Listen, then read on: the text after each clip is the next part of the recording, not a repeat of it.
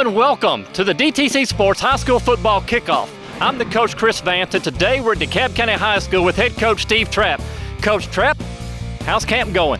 It's going well. We're just really excited to be back doing some football, getting into pads and letting these guys bang around a little bit. Totally different from last year's situation, a whole lot more normal going into it this year. Guys have been working hard and we're just excited to get going. Last season, you and your staff and your players were able to achieve yet another first in DeKalb County High School history, winning its region. How difficult will it be to repeat or defend that championship? It's always a challenge. One of the biggest lessons I learned early on as a coach is making sure that each year is brand new. So our message to our guys this year is, we're proud of what we achieved last year, but we don't want to rest on that. We don't talk about defending it, because ultimately if we lose a region game, they're not going to take away what we accomplished last year. So we're going to leave last year where it was, proud of what we accomplished, but it's about going to try to get another one. So we did it for the first time. So one thing we're talking about is, we've never went back to back. So we understand it's a challenge, some good football teams in our region. We feel that we've got a good football team, but our message is go attack and let's go get another one. You talk about your region. Talk briefly about this upcoming schedule. Mostly familiar faces, one new face on there. Yeah, region slate is still all the same teams are there. Upperman has moved up to 4A, but it's a team that we've played ever since I've been here. We've been in region, out of region, back and forth throughout my tenure, but they're back in the district now and they do pose a big challenge. What about Good Pasture? How did Good Pasture get on the schedule? Our schedule's the same as far as who we're playing, except for Good Pasture. Now, where we're playing them at has been moved around a little bit. It's just, Grundy County dropped off the schedule, couldn't get everything synced up. Every 2 and 4 years, your schedule can change, non-district, region, all that. My only options really for that week was either Ravenwood or Good Pasture, and so we chose Good Pasture. We've scrimmaged them in the past since I've been here when Coach Martin was there, and a couple times been down there. They've been here, but they was a really good football team last year. I think one game away from going to the state championship. So it's another challenge. It's there late in the year. So really for us, I just feel like it can be a big springboard game that can propel us to playing some good football there at the end of the year and hopefully into the playoffs. You mentioned Upperman moving up into 4-3A. What type of spice does that program bring to the region? Well, like I said, we've played them ever since I've been here. There's been years, early on where they got us and then we kindly settled and had them for a handful of years in a row. But here recently it's been back and forth. Since Coach Kane's come down there, I think they've got 3 in a row on us. So it's a challenge. It was a really good ball game last year, a close game right down to the end. We needed to execute a little bit better, and especially against a team that he coaches.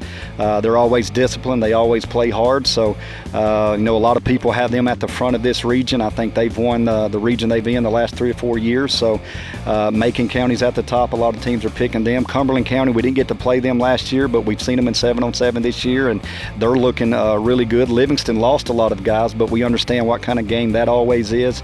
And Stone Memorial, that was a team that was younger, turning the corner. They've got an older team. So top to bottom, this region is going to be exciting every Friday night. You opened the book this year on a new quarterback chapter. Introduce us a little bit to Steve Trapp. It's another one of those situations where, we've had a really good quarterback that had to start as a sophomore. Axel Aldino did a great job for us in 3 years as a starter. And we've done this 3 or 4 or 5 times now where we get that quarterback that's got a lot of experience. Their junior, senior year, they do a lot of things on the field. They lead our offense. So here we are again with a young guy coming in. But Briz does a good job. He's got a great football IQ. He fixes his mistakes. Which he is a sophomore, so we're going to see those things. The speed of the game and the detail of the game is a lot different from the last time he was a starter at quarterback. But he did a great job for us last year on JV nights. He's done a great job for us in 7-on-7s, and he's got a really talented offensive line. He's got 2 running backs in the backfield that's got a lot of experience. We feel that we've got elite receivers still, even though we lost some elite receivers with Isaac Knowles, and John Ellis is a guy that has stepped up and done a lot. Isaac Cross looks good on the offensive side now. Nolan Gottlieb, Holden Trapp. So we've got some guys that there's some new names that's going to be mentioned, but we feel really comfortable with what they can do for us, and it really helps us start a younger quarterback when we've got that kind of depth around him. You mentioned this offensive line, and they are experienced, and they are large. Big. And would that be considered a strength of this football team? It definitely is. Anytime you are starting a young quarterback, if you've got a solid core up front, Stephen Jennings, when he started, it was like that. We were young at quarterback, but we were veterans up front, and he had a veteran running back with him and a couple really good receivers. And, it kind of reminds me of the same scenario, but this may be one of the biggest offensive lines, all 5 of them, that we've ever put out there. I think we've got 3 over 350 pounds. And then we've got 2, that's over 250, and they're all underclassmen except for 1. They're all juniors. We've got a sophomore out there, and we've got 8 guys that we feel really good that if we need to mix it up and move around, we can do that. They've all been working hard. Coach Shaw has really done a great job with that offensive line. The 4 guys that are coming back as returners is Ian Jones, which played tackle for us last year, but we're going to move him to center. And he's 6'2", 250 pounds. He's probably gained 20 pounds since last year.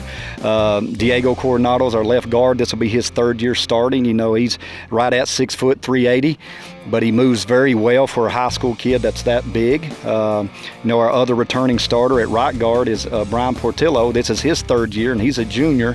He's 6'2", 360, and he bounces around and moves well for a big guy. Our other newcomer is, Will Ferris, which he was a starter last year as a freshman on the defensive side, but he's going to play both. We'll get rotation on defense, but he's 6'4", 250 as a sophomore. Another newcomer will be Shady Raincorn, and he looks the part probably more of all of them. He's 6'5", 315, and he's going to be playing right tackle. So then we got Tyler Estes and Brandon Socks that can come in that are smaller, but can provide a lot more speed, but they are very, very feisty. So we've got, like I said, 7, 8 guys that we feel really good with, a lot of experience up there, and like I said, with a younger quarterback, it bodes well to have that kind of beef up front. Defensively, you lost a couple of guys out of the secondary. I know you go to a lot of 7-on-7 camps. How has your secondary fared so far in those camps? Well, defensive-wise, like the core of the defense, the front 7, D-line, we got a great rotation up there. Linebacking crew, we got Isaiah Harrington back. He's a senior. He was the region defensive MVP last year. A lot of tackles from that middle linebacker spot. Brandon Sykes is coming in on the inside also to play linebacker. He got a lot of reps last year there. Wasn't a full-time starter, but did start 3 or 4 games and then get a lot of reps. Silas Cross, his 2nd year starting as an outside backer. So we're solid in that front 7 right there. Our 2 safeties are returning. They're both seniors, Isaac Knowles, Brady Hale. Where we're new at is on the outside at corner. So we got Nolan Gottlieb. Really love his size. As a corner, he's 6'2", 180 pounds. He's got a lot of length. He's a technician. He's detailed.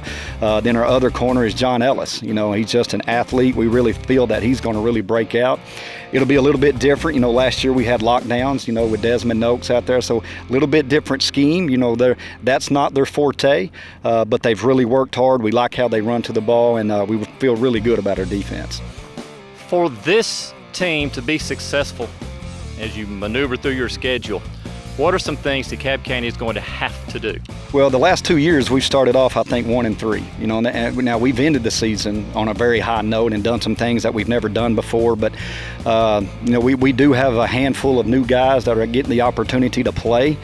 We've been there before, and we just simply tell them, are you going to gain your experience now in camp and through your coaches telling you the history of the other types of teams that we've been through, or are you going to wait till Friday night and figure out that we're telling you the right things to do? So far it seems like they're buying into that, and we'll see what they're actually holding when we get these scrimmages and jamborees coming up. But when we kick off on August 20th, our team needs to be firing on all cylinders. Health is always a big issue. We only got 44 guys.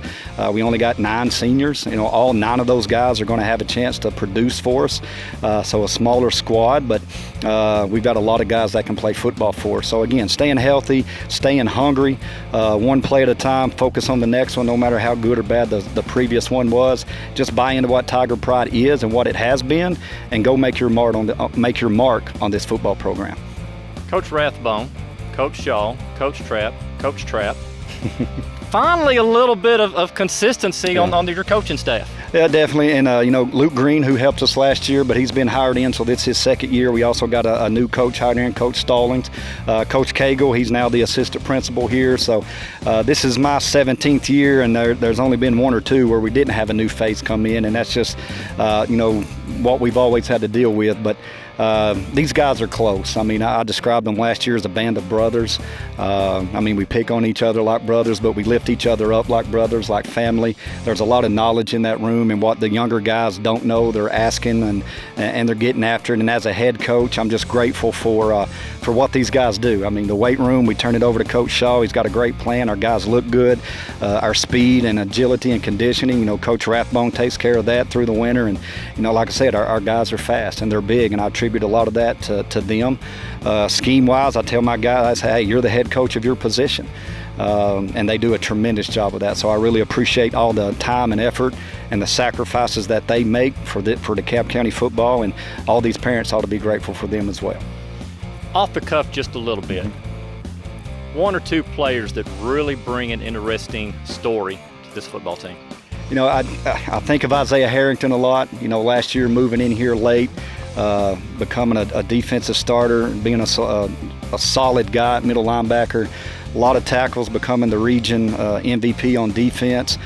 His faith, what he's about off the field, he brings that to the field. He leads our team in a lot of ways.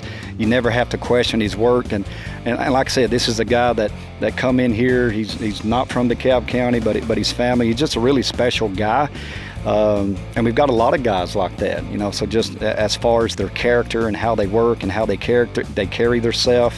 Isaac knows what he does on the field. He's played, all 4 years, all three phases. So he's just a special guy. He's going to lead our team in a great way. So just really love all these guys. They're all special in their own way. And we tell them each and every day, if we buy into that common goal to be great as a unit, do what you do to serve other people, then we can be a great team, and we've got a lot of guys that do that for us. Coach Trapp, thank you so much, and good luck on this season. Thank you. And thank you for watching this segment of the DTC Sports High School Football Preview.